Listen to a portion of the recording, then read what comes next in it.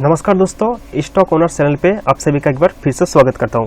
तो दोस्तों हम लोग आज करेंगे आईपीओ के बारे में बात। एक कंपनी जो स्टॉक एक्सचेंज में लिस्टेड होने जा रहा है और उसका आईपीओ अभी खुल चुका है मार्केट में, तो उसके बारे में हम लोग थोड़ा बहुत जानेंगे। इस कंपनी में इन्वेस्ट किया जाए या फिर नहीं किया जाए, इस कंपनी का बिजनेस मॉडल क्या है, इस कंपनी का यहाँ पर स्टॉक एक्सचेंज में लिस्टेड होने के कारण क्या है, और इस कंपनी हम लोगों के लिए कितना बेनिफिट दे सकता है, ये हम लोग देखेंगे। और थोड़ा बहुत आईपीओ का जो बेसिक चीज़ें हैं वो हम लोग थोड़ा बहुत देखेंगे। ठीक है, तो चलिए हम लोग अभी शुरू करते हैं एकदम से। और वैल्यू इन्वेस्टमेंट के लिए एक लाइक तो बनता है दोस्तों। तो आप लोगों ने नाम देख ही चुके होंगे, इसका नाम है फ्यूसन माइक्रो फाइनेंस लिमिटेड। ये इसका नाम है दोस्तों, फ्यूसन माइक्रो फाइनेंस लिमिटेड। और इसका प्राइस बैंड है, जो पहले मैं इसका बेसिक में क्लियर कर देता हूँ, जो अभी लिस्टेड होने जा रहा है। ठीक है, और आज से इसका बिडिंग भी शुरू हो गया है। अगर आप लोगों ने सब्सक्राइब किया है दोस्तों तो बहुत ही बढ़िया। तो चलिए थोड़ा बहुत बेसिक चीज़ें हम लोग देख लेंगे। इसका जो प्राइस बैंड रखा है वो 350 से 368 के बीच। ठीक है, तो इसमें भी आप लोग यहाँ इसका जो मिडिल पोर्शन है आप लोग यहाँ पर सिलेक्ट कर सकते हो। और कुछ जो बातें हैं यहाँ पर, ये 2 तारीख से 4 तारीख को खुला रहेगा। ठीक है, मतलब ओपन रहेगा। इसके इस टाइम के बीच में ही आप लोग यहाँ पर सब्सक्राइब कर सकते हो। और इसका जो मिनिमम इन्वेस्टमेंट है वो है 14,000 मतलब 14,000। और इसका लॉट साइज है 40 मतलब यहाँ पर 40 लॉट साइज है। ठीक है, और कंपनी जो इशू कर रहा है, मतलब कंपनी जो इतना इशू कर रहे हैं ना, वही मार्केट से पैसा उठाया जाता है। ठीक है, 1104 करोड़ मार्केट से उठाने की तैयारी कंपनी कर चुका है। ठीक है, तो इसका जो टाइमलाइन और कुछ आईपीओ का जो टाइमलाइन है उसके बारे में मैं थोड़ा बहुत बता देता हूँ आप लोगों को। देखिए यहाँ पर बिडिंग तो ख़त्म होता है 4 तारीख को। ठीक है, और इसका अलॉटमेंट जो डेट है वो है 10 तारीख। और इसका जो रिफंड डेट, मतलब यहाँ पर रिफंड डेट दिया हुआ है 11 नवंबर। ठीक है, लेकिन 7-8 दिन लग जाता है यहाँ पर, मतलब 3 से 4 दिन लग ही जाता है। अगर आप लोगों ने अगर सब्सक्राइब किया है, अगर सब्सक्राइब नहीं होता है मतलब अनसब्सक्राइब हो जाता है, तो आपका जो पैसा जो है वो रिटर्न होने में, ठीक है, मतलब एक तरफ से अगर देखा जाए तो आपके पैसा जो है वो बैंक में ही रहता है, उसको थोड़ा बहुत ब्लॉक करके रखा जाता है। अगर आप लोग जब सब्सक्राइब करते हो तब यहाँ पर ब्लॉक करके रखा जाता है। अलॉटमेंट अगर हो जाता है तो ये आपका जो पैसा है वो कट लिया जाता है। और अलॉटमेंट अगर नहीं होता है तो वो पैसा आप लोगों को रिफंड कर दिया जाता है। ठीक है, तो इसका जो ट्रांजैक्शन डेट है, मतलब डीमैट अकाउंट में आप लोगों को 14 तारीख ही मिल जाएगा।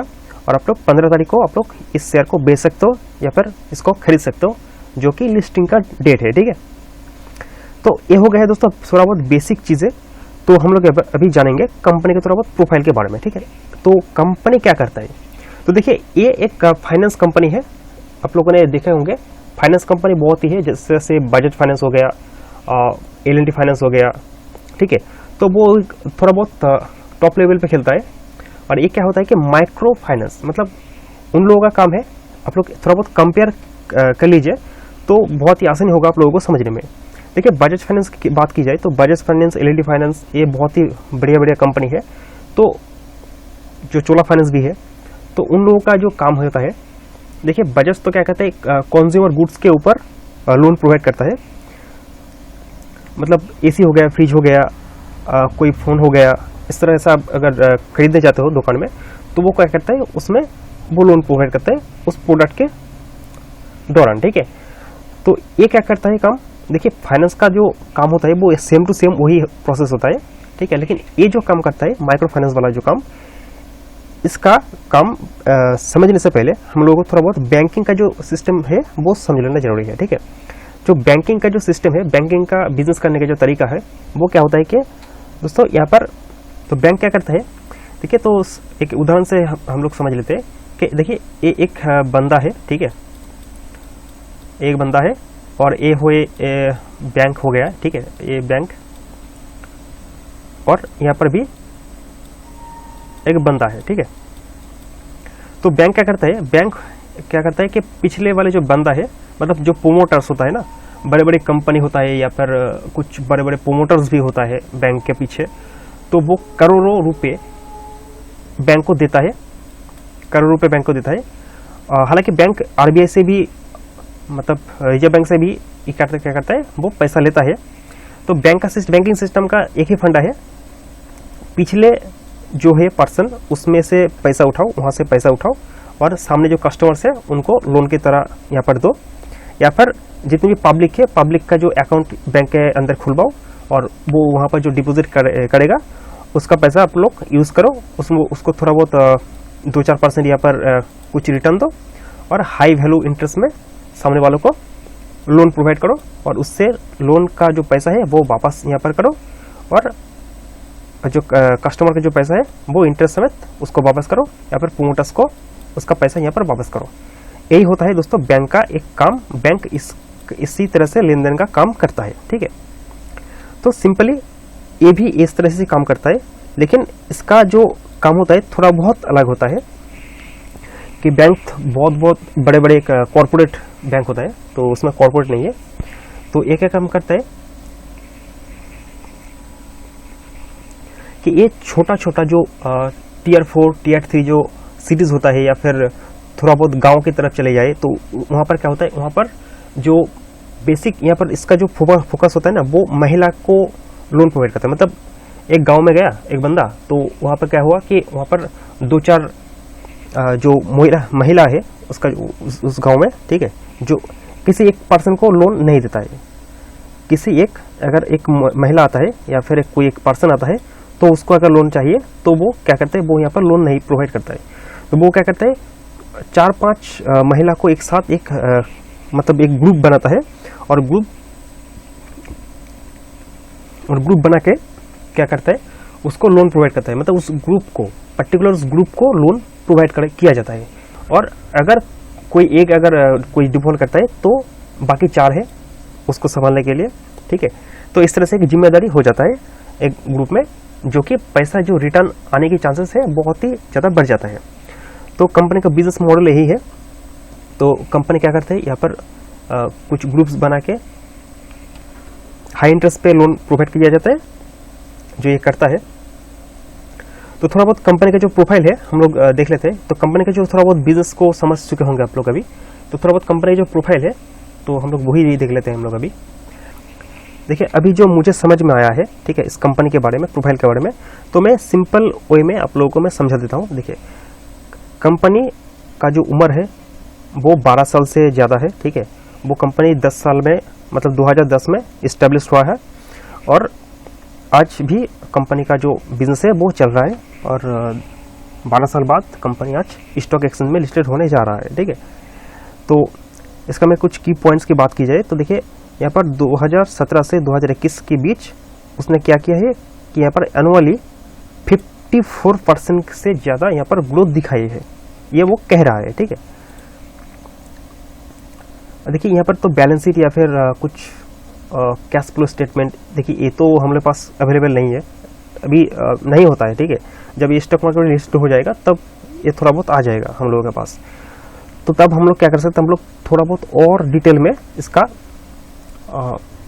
केस स्टडी हम लोग निकाल सकते हैं। लेकिन अभी थोड़ा बहुत इस तरह से हम लोग देखेंगे। तो कंपनी इस तरह से प्रॉफिट यहाँ पर बना रहा है और करंट इसका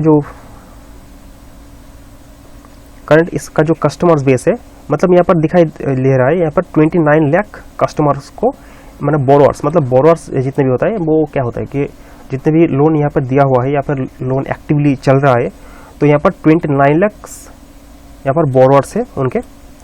तो यहाँ पर देखा जाए तो यहाँ पर उसका जो नेटवर्क है, यहाँ पर नेटवर्क के बारे में बताया गया है कि इसका नेटवर्क है 966 ब्रांच है, मतलब बहुत ही ज़्यादा ब्रांच है यहाँ पर। नेटवर्क 966 ब्रांच है एंड क्या है यहाँ पर 9262 परमानेंट, मतलब यहाँ पर परमानेंट इसका एम्प्लॉय है, ठीक है। और कितना 19 स्टेट में, मतलब 19 स्टेट में इसका 377 डिस्ट्रिक्ट आता है, ठीक है। 377 डिस्ट्रिक्ट में इसका ब्रांच है, मतलब 377 डिस्ट्रिक्ट में क्या है कि 966 ब्रांच है, मतलब 966 ब्रांच यहाँ पर है, ये वो बता रहा है। और कंपनी अभी जितनी भी एसेट्स यहाँ पर मैनेज कर रहा है अभी वो कितना है, 11,389 करोड़ फंड अभी वो मैनेज कर रहा है। ठीक है, तो ये देखिए ये तो बहुत बड़ा कंपनी नहीं है, मतलब माइक्रो फाइनेंस कंपनी है। ठीक है, तो बहुत ही ज़्यादा ठीक है, चलता है। ठीक है, तभी थोड़ा बहुत कंपनी के बारे में हम लोग जान चुके हैं हम लोग अभी। तो चलिए हम लोग थोड़ा बहुत अभी कुछ और भी कुछ चीज़ें हम लोग देखेंगे। देखिए इसका कंपनी का नाम तो ये है और प्राइवेट कंपनी है, और कंपनी इस्टेब्लिश हुआ है 2010 में, मैंने बोला था आप लोगों को। और कंपनी के जो फाउंडर्स है, थोड़ा बहुत फाउंडर्स को वही हम लोग देख लेते हैं कि फाउंडर्स अभी क्या है, कौन है फाउंडर्स। तो दोस्तों मैं गूगल में डायरेक्ट सर्च किया हूँ। ठीक है, तो ये निकल के आया है दोस्तों, ये है इस कंपनी का फाउंडर, अभी सीईओ है। ठीक है, तो सब कुछ अभी ठीक ठाक ही लग रहा है। उसका लिंक्डइन प्रोफाइल भी यहाँ पर है, तो मैंने भी चेक किया था अभी, तो थोड़ा बहुत ठीक ठाक ही लग रहा है मुझे कंपनी के बारे में। तो कंपनी का जो फेस वैल्यू है यहाँ पर 10 रुपये फेस वैल्यू रखा है, और कंपनी इतना कैपिटल यहाँ पर रेस करना चाहता है, और NSE/BSE में दोनों साइड में यहाँ पर लिस्टेड हो गया। और थोड़ा बहुत की पॉइंट की बात की जाए तो देखिए यहाँ पर फाइनेंशियल रिपोर्ट, यहाँ पर कुछ ब्रीफली यहाँ पर इंफॉर्मेशन दिया हुआ है।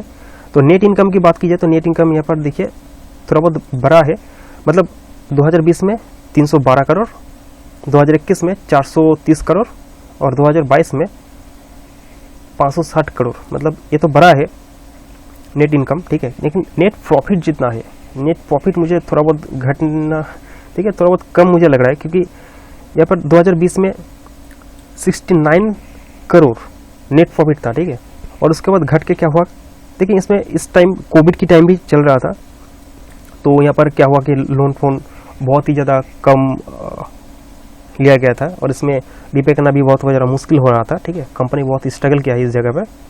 तो यहाँ पर 43 करोड़ यहाँ पर 2021 में, और 2022 में क्या है 21 करोड़। तो ये रहा है दोस्तों कुछ की पॉइंट्स के बारे में जो फाइनेंशियली यहाँ पर दिखाई दे रहा है। तो स्ट्रेंथ और वीकनेस की बात की जाए तो मुझे यहाँ पर ठीक ठाक ही लग रहा है। अगर शॉर्ट टर्म की बात की जाए तो शॉर्ट टर्म यहाँ पर मैं कुछ चीज़ें यहाँ पर नहीं बताना चाहता हूँ। अगर लॉन्ग टर्म की बात की जाए तो अगर कंपनी अगर लॉन्ग टर्म में अगर बहुत ही अच्छा परफॉर्मेंस करता है तो कंपनी बहुत ही ज़्यादा ग्रो कर सकता है। तो आप लोग उस पर्सपेक्टिव व्यू से आप लोग सोचेंगे, थोड़ा बहुत हड़बड़ी मत कीजिए दोस्तों, अपना डिसीजन आप लोग बनाइए, बनाने के बाद सोचने के बाद आप लोग क्या करें, अपना इन्वेस्टमेंट करें। ठीक है, तो दोस्तों अगर आप लोगों को वीडियो अच्छा लग रहा है तो वीडियो को जरूर सब्सक्राइब कीजिए। तो अगर दोस्तों आप लोगों को वीडियो अच्छा लग रहा है तो वीडियो को लाइक कीजिए, शेयर कीजिए, कमेंट्स कीजिए दोस्तों, और दूसरों के साथ शेयर भी कीजिए, और इस चैनल को जरूर सब्सक्राइब कीजिए दोस्तों।